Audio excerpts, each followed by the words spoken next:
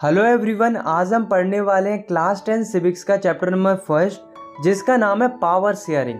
इस चैप्टर में हम पढ़ेंगे कि डेमोक्रेसी के अंदर पावर को कैसे डिवाइड किया जाता है, आखिर पावर शेयरिंग करना क्यों ज़रूरी है और अगर पावर शेयरिंग नहीं होगी तो क्या होगा। ये चैप्टर बहुत छोटा है, सिंपल है और इसे हम बहुत ही इंटरेस्टिंग वे में कंप्लीट करेंगे। तो विदाउट वेस्टिंग योर टाइम चलिए स्टार्ट करते हैं। बात होती है दो देशों की कहानी से, बेल्जियम और श्रीलंका से। तो सबसे पहले शुरुआत करते हैं बेल्जियम की स्टोरी से। तो ये है बेल्जियम। बेल्जियम एक यूरोप का छोटा सा देश है। इसकी जो बॉर्डर है वो France, Netherlands, Germany and Luxembourg से कनेक्टेड है। दोस्तों, अगर हम इसके एरिया की बात करें तो ये उतना ही छोटा है जितना कि इंडिया का हरियाणा स्टेट है, लगभग उतने ही साइज का है। और अगर हम पॉपुलेशन की बात करें तो बेल्जियम में लगभग 1 करोड़ लोग रहते हैं।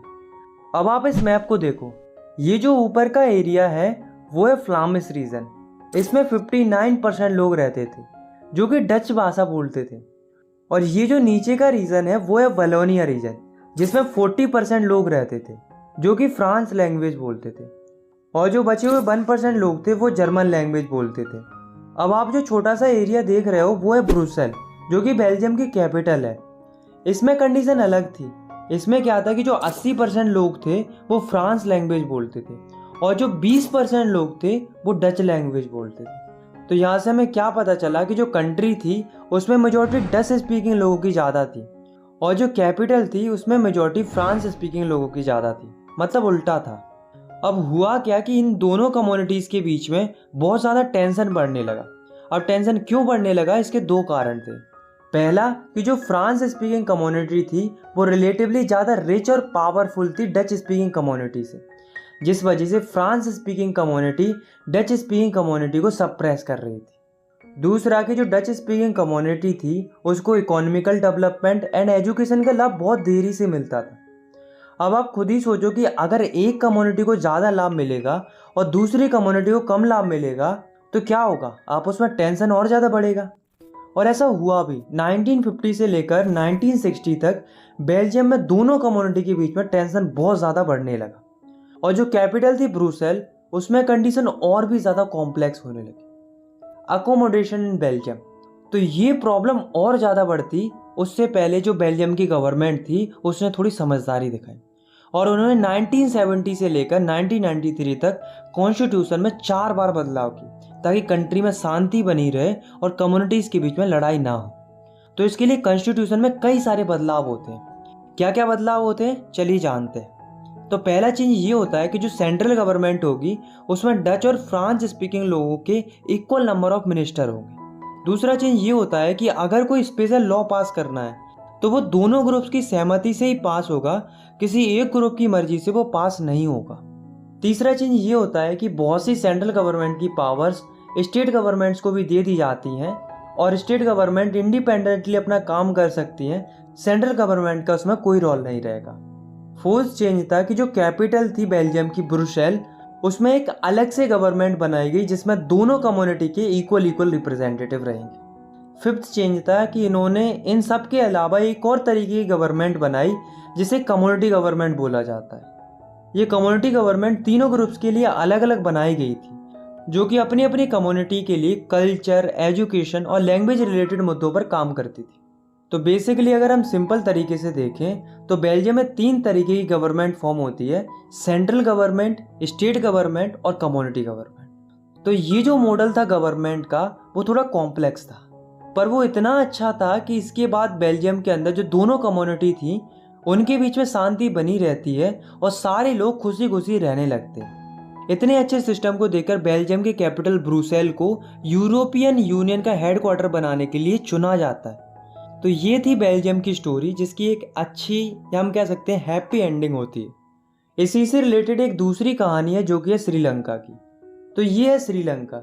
ये एक आइलैंड नेशन है जो कि चारों तरफ से पानी से घिरा हुआ है।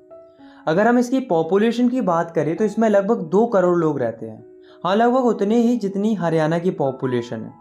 श्रीलंका की कैपिटल है कोलंबो। अब हम देखते हैं इतने कंपोजिशन ऑफ श्रीलंका, मतलब श्रीलंका में किस किस तरह के लोग रहते हैं। तो 74% जो लोग हैं वो सिन्हालाज स्पीकर्स हैं, मतलब जो सिन्हालाज लैंग्वेज बोलते हैं। 18% जो लोग हैं वो तमिल स्पीकर्स हैं, मतलब जो तमिल भाषा बोलते हैं। तमिल स्पीकर्स भी दो तरह के हैं, तमिल नेटिव्स ऑफ श्रीलंका, मतलब वो तमिल्स जो पहले से ही श्रीलंका के निवासी, दूसरे इंडियन तमिल्स, मतलब ऐसे तमिल जो इंडिया के निवासी थे पर वे कई साल पहले श्रीलंका आ गए थे एज अ टी वर्कर और वे वहीं पर सेटल हो गए थे। और 7% जो लोग हैं वो क्रिश्चियन हैं, जो कि सिनालाज और तमिल्स दोनों ही भाषा बोलते हैं। जो सिनालाज स्पीकर्स हैं वो बुद्धिस्ट हैं, मतलब बुद्धिज्म को सपोर्ट करते हैं। और जो तमिल हैं वो हिंदू भी हैं और मुस्लिम भी हैं। मेजोरिटेरियनिज्म इन श्रीलंका। अब दोस्तों श्रीलंका में क्या हुआ कि जो वहाँ की गवर्नमेंट थी वो मेजोरिटी को यानी कि सिनालाज को सपोर्ट करने लगी, उनके हिसाब से नियम बनाने लगी। तो क्या किया गवर्नमेंट ने, देखो। फर्स्ट 1956 में उन्होंने एक एक्ट पास किया जिसमें उन्होंने सिनालाज को श्रीलंका की ऑफिशियल लैंग्वेज घोषित कर दिया। सेकंड, गवर्नमेंट क्या करने लगी कि जो सिनालाज स्पीकर्स थे उनको फेवर करने लगी जॉब्स और एडमिशंस में। मतलब अगर दो कैंडिडेट ने सेम जॉब के लिए अप्लाई किया है तो उसमें से जो सिनालाज वाला होगा उसको वो जॉब मिल जाएगी, तमिल वाले को नहीं मिलेगी। तो देख रहे हो डिस्क्रिमिनेशन होने लगा था। थर्ड, जो श्रीलंका की गवर्नमेंट थी वो धर्म के आधार पर भी भेदभाव करने लगी थी। श्रीलंकन गवर्नमेंट ने ऐसे कई सारे नियम बना दिए थे जो बुद्धिज्म को सपोर्ट करते थे और बुद्धिज्म को बढ़ावा देते थे, बाकी रिलीजन्स को इग्नोर किया जा रहा था। तो ये तीनों पॉइंट्स को देखने के बाद हमें ये तो पता चल गया कि श्रीलंका में गवर्नमेंट सिनालाज को सपोर्ट कर रही थी, उनकी लैंग्वेज, कल्चर, रिलीजन सबको प्रमोट किया जा रहा था। वहीं दूसरी ओर तमिल्स के साथ डिस्क्रिमिनेशन हो रहा था, उन्हें इग्नोर किया जा रहा था। तमिल्स को ये लगने लगा था कि जो गवर्नमेंट है और जो मेजर पार्टीज हैं वे उनकी लैंग्वेज, कल्चर और रिलीजन्स की बिल्कुल भी परवाह नहीं कर रही हैं। और उनको तो ये भी लगने लगा था कि जो गवर्नमेंट है वो उनके फंडामेंटल राइट्स के साथ भी खिलवाड़ कर रही है, जैसे कि राइट टू इक्वालिटी, क्योंकि उन्हें सोसाइटी में बराबरी का अधिकार नहीं मिल रहा था। तो जो ये तमिल लोग थे उनको लगा कि अब गवर्नमेंट तो कुछ करेगी नहीं, इसलिए उन्हें खुद से स्टेप लेने शुरू कर दिए। तमिल्स ने क्या किया कि उन्होंने अपनी पॉलिटिकल पार्टीज बनाई और डिमांड करना शुरू कर दिया। इनकी पहली डिमांड थी कि तमिल लैंग्वेज को भी ऑफिशियल लैंग्वेज डिक्लेयर कर दिया जाए।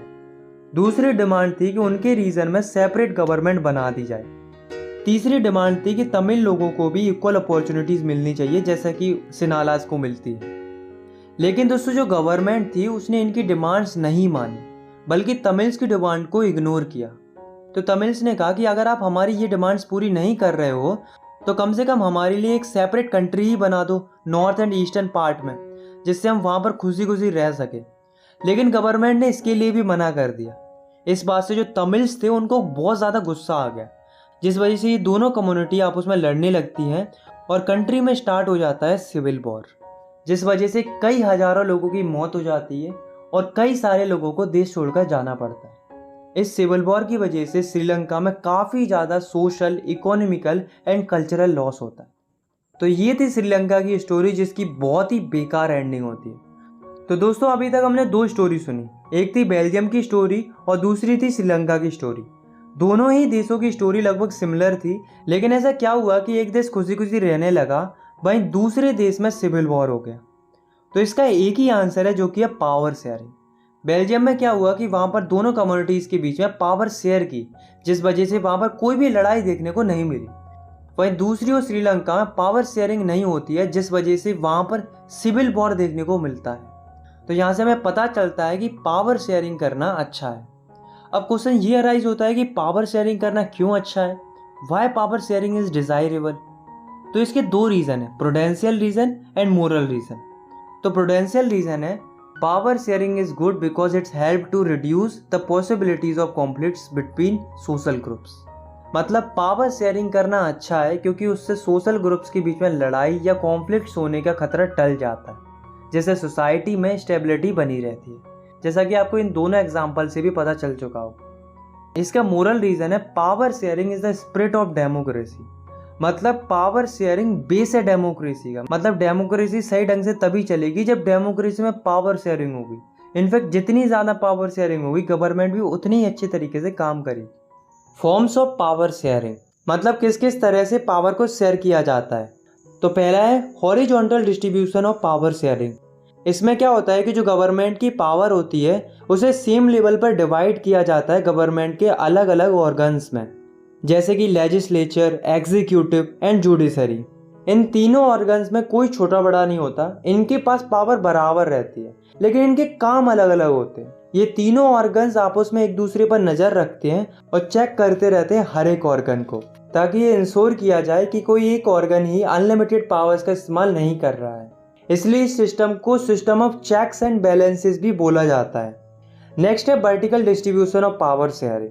इसमें क्या होता है कि जो पावर होती है वो गवर्नमेंट के अलग अलग टीयर्स में डिवाइडेड होती है। जैसे कि सबसे ऊपर होती है सेंट्रल गवर्नमेंट, जो कि पूरे देश की गवर्नमेंट होती है। फिर उसके नीचे होती है स्टेट गवर्नमेंट, जो कि स्टेट लेवल की गवर्नमेंट होती है। फिर होती है लोकल गवर्नमेंट, जो कि लोकल लेवल पर होती है। इसमें क्या होता है कि जो सेंट्रल गवर्नमेंट होती है वो अपनी पावर स्टेट गवर्नमेंट के साथ शेयर करती है, और जो स्टेट गवर्नमेंट होती है वो अपनी पावर लोकल गवर्नमेंट के साथ शेयर करती है। मतलब अलग अलग लेवल्स पर पावर शेयरिंग होती है। क्योंकि ये पावर शेयरिंग वर्टिकल तरीके से होती है, इसलिए इसको vertical distribution of power sharing बोला जाता है, और इसको फेडरल गवर्नमेंट भी बोला जाता है। इसके बारे में हम डिटेल में नेक्स्ट चैप्टर में भी पढ़ेंगे। थर्ड फॉर्म है power sharing among different social groups. इसमें क्या होता है कि जो पावर होती है वो अलग अलग सोशल ग्रुप्स के बीच में डिस्ट्रीब्यूट की जाती है। जैसे कि आपने बेल्जियम वाले केस में भी देखा था कि जो कम्युनिटी गवर्नमेंट जो फॉर्म होती है वहाँ पर, वो भी इसी का एग्जाम्पल थी। सिमिलरली इंडिया में भी जो रिजर्वेशन का सिस्टम चलता है वो भी इसी का कंसेप्ट है। आपने देखा होगा कि इंडिया के अंदर वीकर सेक्शन को, जैसे कि SC, ST, OBC, इनको रिजर्वेशन मिलता है कॉन्स्टिट्यूएंसी के अंदर, जैसा कि आपने 9th क्लास में भी पढ़ा था। तो ये जो पावर शेयर की जाती है अलग अलग सोशल ग्रुप्स के बीच में, इसी को बोला जाता है power sharing among different social groups. Last है power sharing among different political parties and pressure groups. इसमें क्या होता है कि जो पावर होती है उसे अलग अलग पॉलिटिकल पार्टीज में, अलग अलग प्रेशर ग्रुप्स में शेयर किया जाता है। ये क्या करते हैं, ये गवर्नमेंट को प्रेशराइज करते हैं ताकि उनकी पॉलिसीज इंप्लीमेंट हो। इनफैक्ट इंडिया में भी आपको कई सारे ग्रुप्स देखने को मिलेंगे, जैसे कि ट्रेड यूनियन है, स्टूडेंट यूनियन है, बिजनेस यूनियन है। इनके अलावा अलग अलग इंटरेस्ट ग्रुप्स भी होते हैं। तो ये क्या करते हैं, ये गवर्नमेंट को प्रेशराइज करते हैं अपनी पॉलिसीज को इम्प्लीमेंट कराने के लिए और डिसीजन मेकिंग में। तो ये था हमारा लास्ट टॉपिक। आई होप आपको ये वीडियो पसंद आई होगी। अगर आपको ये वीडियो पसंद आई तो आप इस वीडियो को लाइक कर सकते हो, और चाहो तो आप इस चैनल को सब्सक्राइब भी कर सकते हो क्लास 10 की वीडियोस आगे देखने के लिए। बाकी मिलते हैं नेक्स्ट वीडियो में, तब तक के लिए टेक केयर, बाय बाय।